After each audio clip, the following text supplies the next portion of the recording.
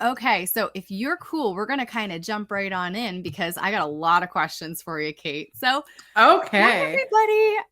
If you don't know Hi. this amazing human being next to me, I'm going to let Kate introduce herself because she's fabulous and you need to know her.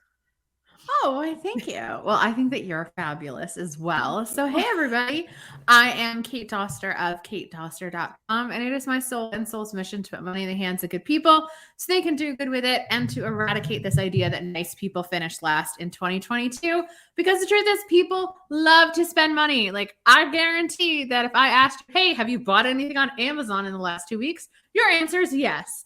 So, why would you want people to buy from you? Somebody who actually cares about their audience, who is going to go above and beyond for them, who's not just going to treat them like some throwaway dollar sign. So, that is what I do. We help primarily with sales, mindset, and psychology, and email marketing.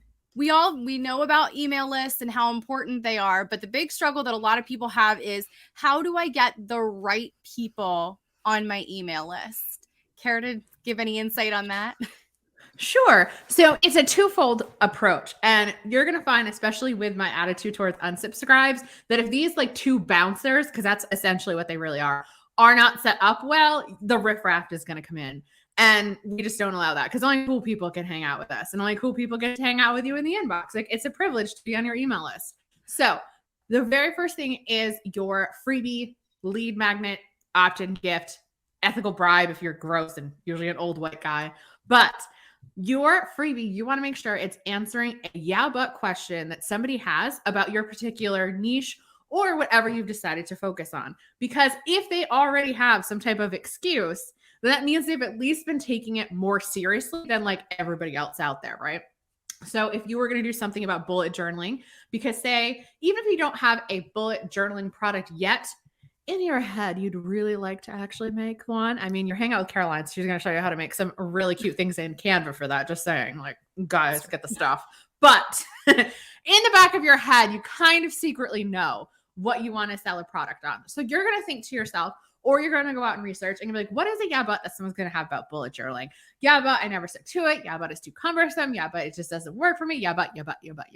So we call that the Sir Mix-a-Lot principle. So, because just like he likes big butts, so does your email list and your wallets. Because what we want to do is we want to answer one of those yeah buts really well and really specifically. Because we know there's a whole bunch of stuff when it comes to productivity, right? Because maybe that's where you're genuinely going towards. You love productivity, you love systems, like that's what you're all about. We know that that's a spectrum of stuff. But if you can solve a person's 1-point problem, so maybe it's just like, getting started with bullet journaling, or maybe it's like a little 3-day challenge or 5-day challenge on how to actually stick with journaling this time around, because a lot of times people just don't do it. Then all of a sudden they're going to be like, oh my goodness, like how did they know that that's my problem with bullet journaling?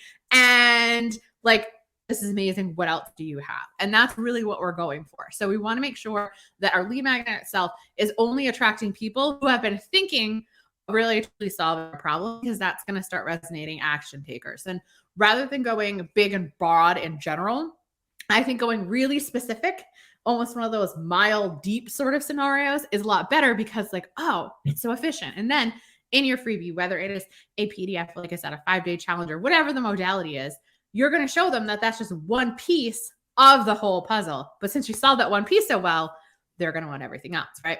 The other thing that you need to do to set up your bouncer is your landing page and even your opt-in forms. But honestly, technically, you could go as far as any of the content that you create. Basically, you want to make sure that people are cool enough to pass your vibe check, right? So you're going to make sure that the languages that you're using on your landing page, on your free content, in social media, line up with that. So like I say stuff like spammer face all of the time, and I talk about how typos are not a bad thing. So if you're like super type A, probably I'm not the person for you if you're looking for super rigid business advice, and that's fine. So you're going to make sure that all of the outward content that you're putting out really does have that sort of personal flair. And you don't have to go above and beyond.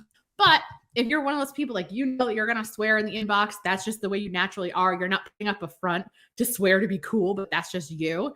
Then make sure you're swearing on those things so people know what's coming. So that's how we make sure we're getting the right people on our email list. We're going to have a freebie that answers the Sir Mix-a-Lot principle, a yeah, but, Try to get as specific as you can. Sometimes hit the wrong, it happens, but you can upcycle that freebie in a myriad of ways. So do not worry about it.